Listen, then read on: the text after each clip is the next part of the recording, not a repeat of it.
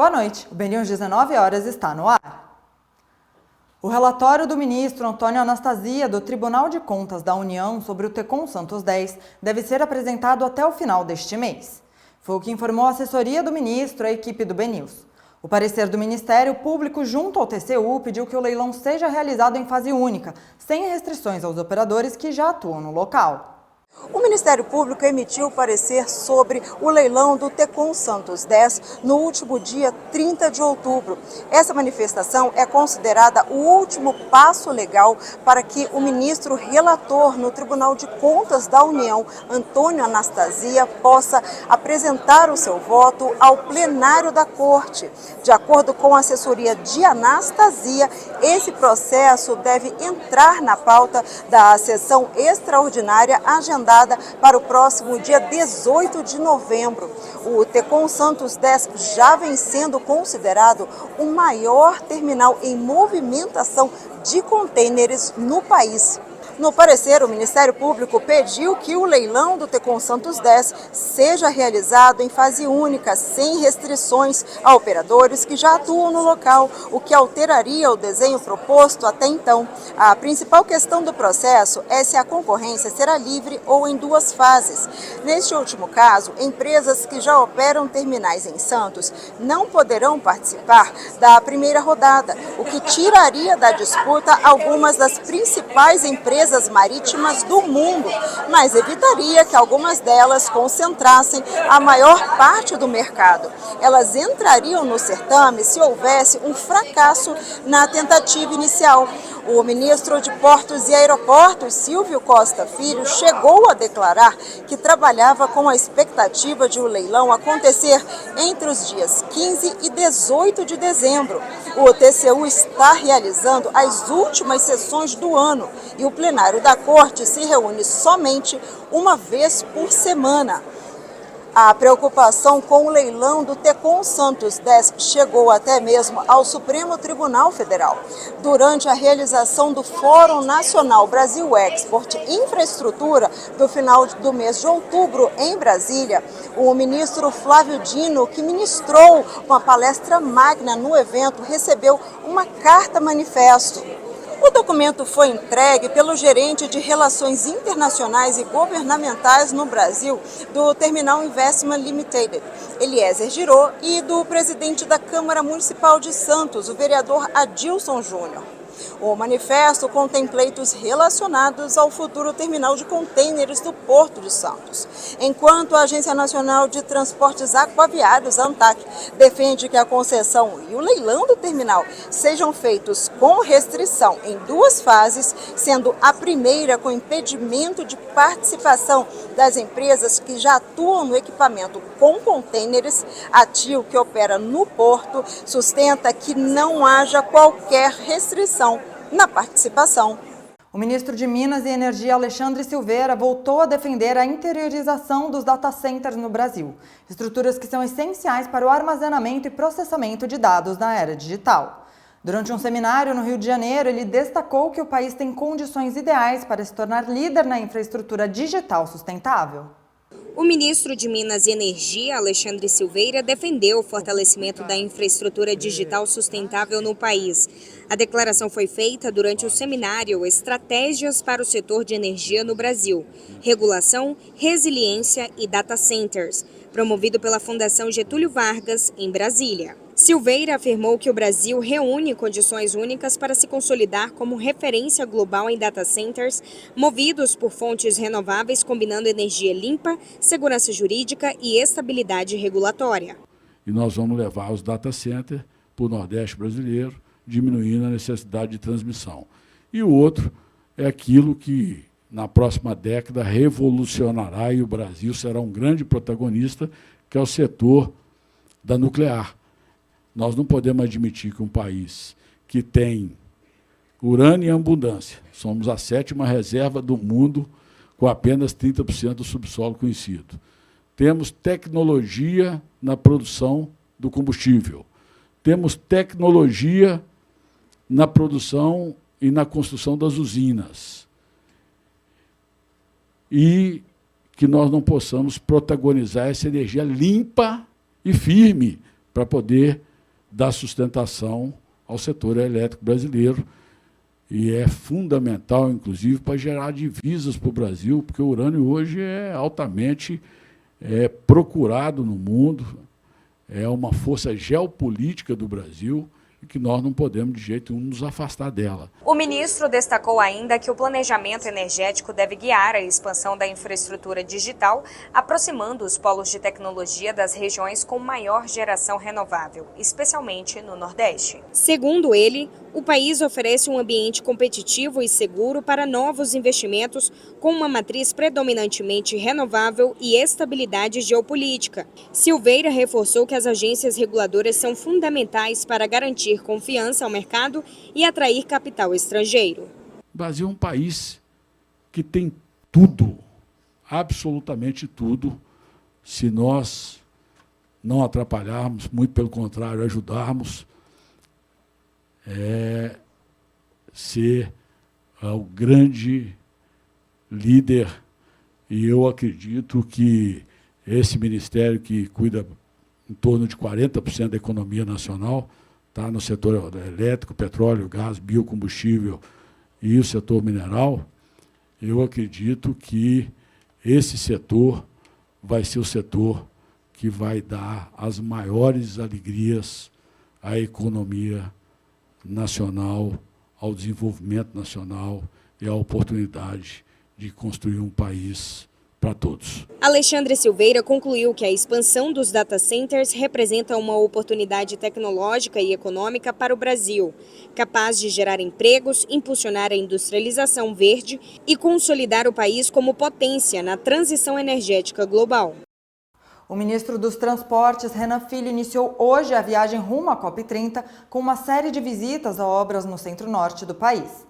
A comitiva percorreu trechos da duplicação da BR-153 entre Goiás e Tocantins e também acompanhou o andamento das obras da Ferrovia de Integração Centro-Oeste, que já tem mais de 35% de avanço. A agenda faz parte da caravana Rota COP30, que segue até Belém, no Pará, onde o Ministério vai apresentar projetos voltados à infraestrutura sustentável e de baixo carbono durante a Conferência do Clima. E vamos agora para as notícias do portal bnews.com.br. E a ANTAQ suspendeu a cobrança da taxa de seca em Manaus após denúncia. A Agência Nacional de Transportes Aquaviários suspendeu por decisão unânime da sua diretoria colegiada a cobrança conhecida como taxa de seca nas operações de transporte marítimo de containers com origem ou destino em Manaus. A medida atende a pedido cautelar da Associação Comercial do Amazonas. A decisão foi assinada pelo diretor-geral Frederico Dias no dia 27 de outubro e reconhece que não há, neste ano, uma situação de estiagem severa que justifique a cobrança. A ANTAQ determinou que a taxa só poderá ser aplicada quando o nível do Rio Negro atingir 17,7 metros ou menos, segundo os registros da Agência Nacional de Águas e mediante a comprovação técnica da necessidade. E essas e mais destaques você confere no nosso portal bnews.com.br. E agora nós vamos conferir uma entrevista com Antônio Gobo, diretor-presidente da Companhia das Docas do Estado da Bahia. Ele conversou com a nossa equipe e falou sobre o processo de transferência da administração do Porto de Itajaí para a Codeba. Nesse momento, a transferência da delegação do Porto de Itajaí está sendo feita no âmbito do Ministério dos Portos e Aeroportos, tá? Pela Secretaria Nacional de Portos. Na verdade, a nossa missão é receber e acolher a companhia, o Porto de Itajaí, até fazer o processo de transição para a Companhia Docas de Itajaí da forma mais rápida possível, tá?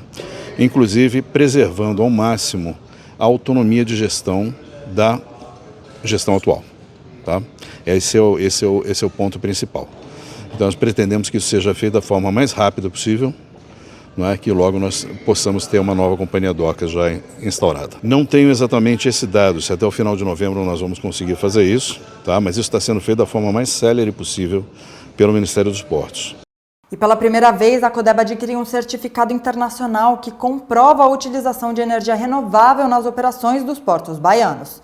O diretor-presidente da companhia também falou com a gente sobre esse assunto.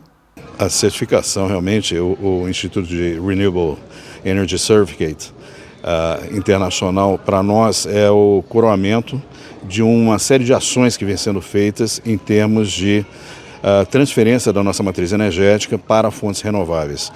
Isso faz parte de um esforço comercial para que nós possamos oferecer vantagens competitivas aos nossos arrendatários atuais e futuros na obtenção de novos financiamentos e que exigem linhas de financiamento específicas. Obviamente que, fazendo essa boa gestão ambiental, também todo mundo se beneficia. A comunidade, a sociedade, né?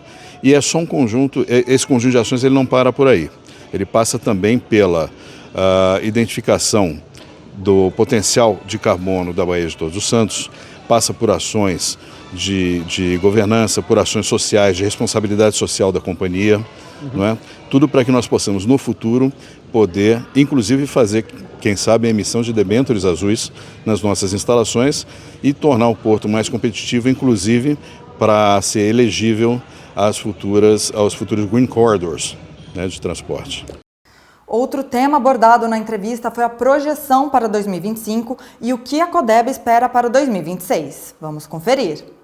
Esse mês de agosto nós tivemos um aumento de 38% nas nossas operações em volume de carga em relação a agosto do ano passado, né? O Porto de Salvador, ano passado, teve um crescimento de 26%. E nós temos aí a expectativa já da duplicação, praticamente, do terminal de contêineres do Porto de Salvador. E também a operação do ato 12 e 18, operando granéis sólidos em Aratu, que já se iniciou e foi responsável também por esses bons resultados agora a partir do mês de agosto, que já está consolidado, né? Vão representar um crescimento da ordem de 30% no movimento de cargas em volume no ano que vem. Esperamos um movimento geral da ordem de 15% na operação conjunta dos três portos, com destaque para Aratu, que vai começar a realmente a ter o boom do granel sólido, né? E a completa utilização do Porto de Salvador. Hoje nós já estamos quase batendo no teto da nossa capacidade. E agora o desafio passa não mais a ser a retroárea, a partir principalmente da expansão do TECOM, mas o sistema viário de acesso ao porto. E vamos falar agora do setor de aviação. A Embraer registrou crescimento nas vendas e bateu recorde de pedidos no terceiro trimestre deste ano. A receita líquida chegou a 10 bilhões e 800 milhões de reais. Entre julho e setembro, a fabricante entregou 62 aeronaves, 3 a mais que no mesmo período do ano passado. A carteira de pedidos alcançou também o maior valor da história da empresa, mais de 160 bilhões de reais. E o ministro dos Portos e Aeroportos, Silvio Costa Filho, defendeu que não haja cobrança da taxa de bagagens em voo nacional no Brasil. O PL 5.041, que dispõe sobre o direito do passageiro aéreo ao transporte gratuito de bagagem de mão, foi aprovado pelo plenário da Câmara e agora aguarda a apreciação do Senado. Hoje, o ministro de Portos e Aeroportos, Silvio Costa Filho, participou do programa Bom Dia Ministro da EBC e defendeu o PL 5041 de 2025, que garante ao passageiro levar sem custo adicional uma bagagem de bordo de até 10 quilos em voos domésticos e ainda inclui a gratuidade no despacho de uma mala de até 23 quilos em viagens internacionais. Segundo ele, o custo das passagens aéreas no país é alto e a cobrança da bagagem deve valer somente para viagens fora do Brasil. Silvio Costa Filho sustentou que a cobrança libera o mercado internacional e esta já é uma política internacional que deve ser fortalecida e respeitada. Caso o Congresso aprove a não cobrança de taxas para bagagens em voos internacionais, isso pode afastar companhias aéreas internacionais que operam cobrando bagagens fora do Brasil. Então, o que é que eu defendo? Eu defendo que aqui no país a gente não tenha o aumento da bagagem, né, dessa taxa, mas para voos internacionais a gente possa liberar o mercado internacional e automaticamente a gente fazer a cobrança dessa taxa, porque essa é uma política internacional e nós temos que fortalecer e respeitar a política de céus abertos, que esse é o diálogo internacional que a gente vê no mundo. O projeto foi aprovado na Câmara e agora aguarda a apreciação no Senado. O ministro afirmou que a decisão ou não da cobrança é do Congresso Nacional por ser uma questão de livre mercado. O BNews 19 horas fica por aqui. Uma boa noite para você e até amanhã.